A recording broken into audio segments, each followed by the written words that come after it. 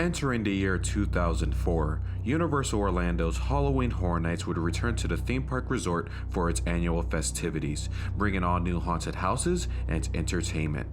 The event has successfully continued to one-up itself with each year before, and this one is no different in upping the ante as it would make it bigger than ever. What's your breaking point? Get ready for twice the fear. This is SP History.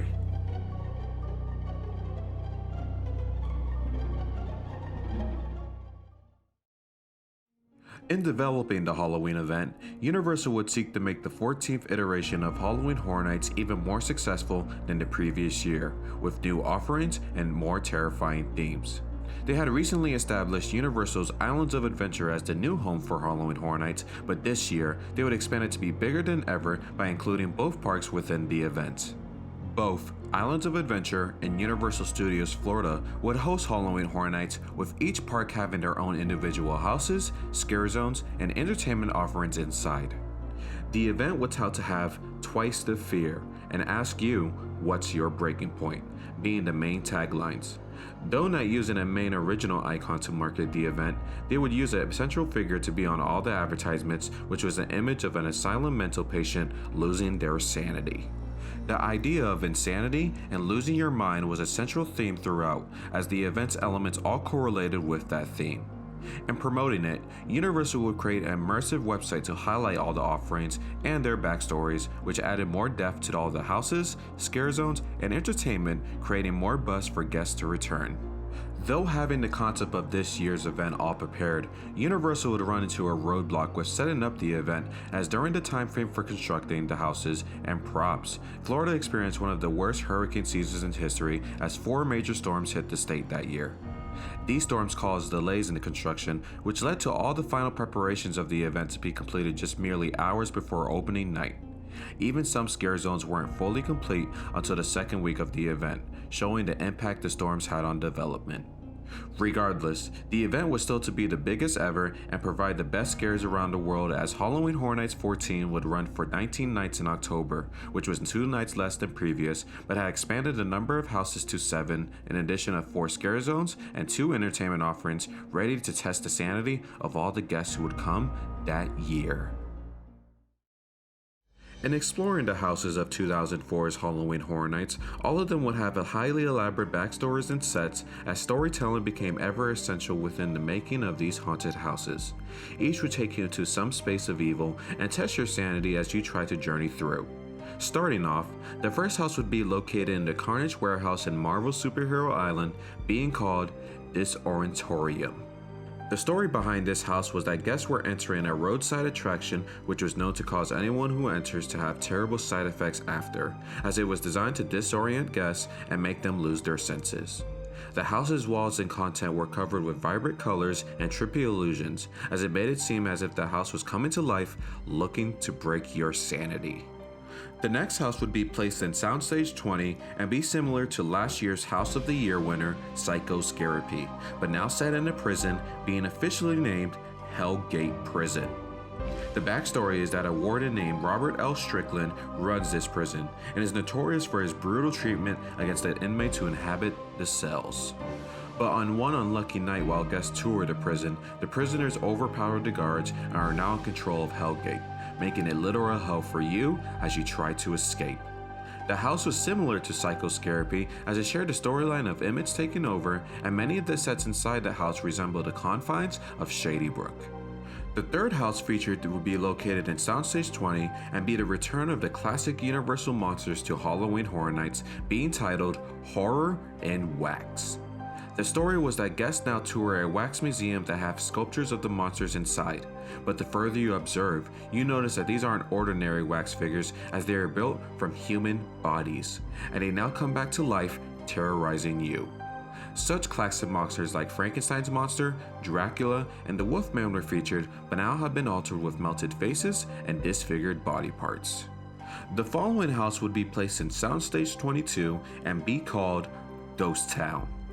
In this house, guests explore the western town of Lightning Gulch, where back in the late 1800s it mysteriously disappeared after a fierce thunderstorm raged through. But now, another storm re-emerges the town as you visit the haunted grounds, and all the vengeful and greedy spirits spawn once again to protect their coveted treasures and gold.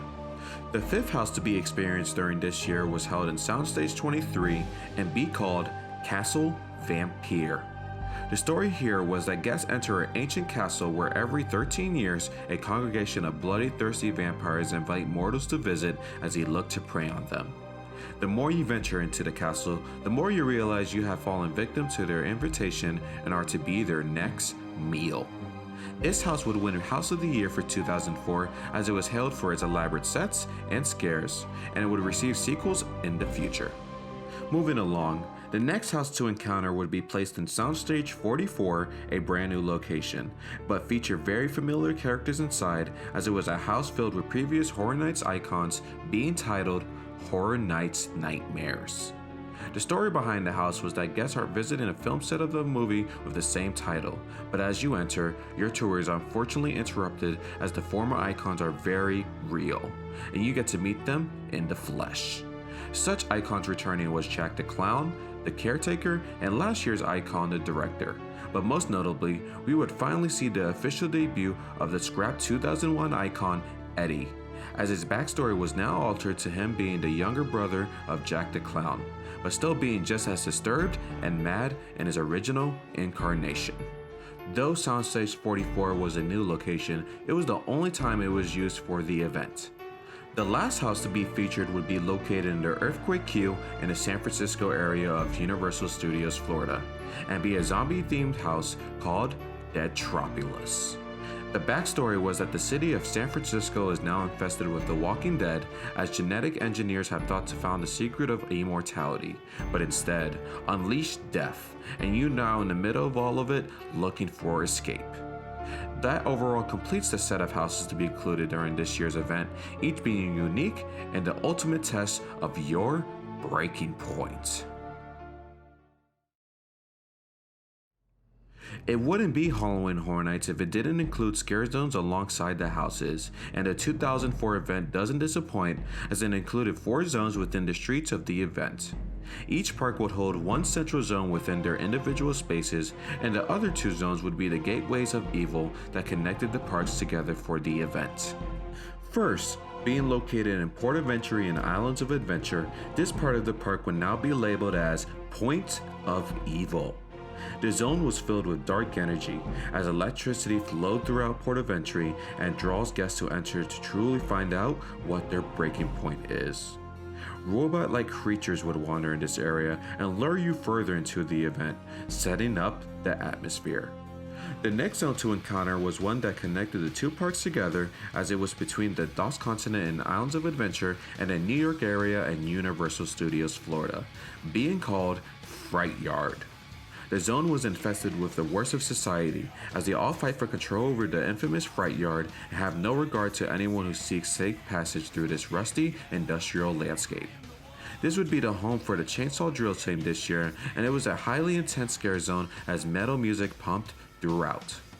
The other scare zone to serve as connector to both parks was placed between Seuss Landing and Islands of Adventure and Production Central in Universal Studios, Florida, and be contrastingly different as it was more quiet and subdued as you journey through a haunted cornfield called Field of Screams.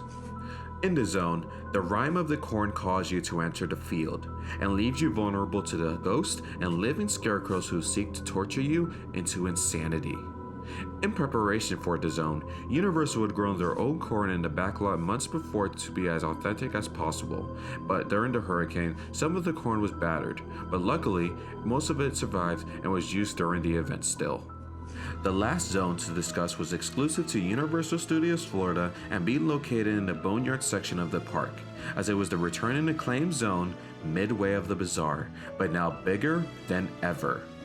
Guests would again return to the disturbing midway as the clowns and carnies come out to play and terrorize all who visit.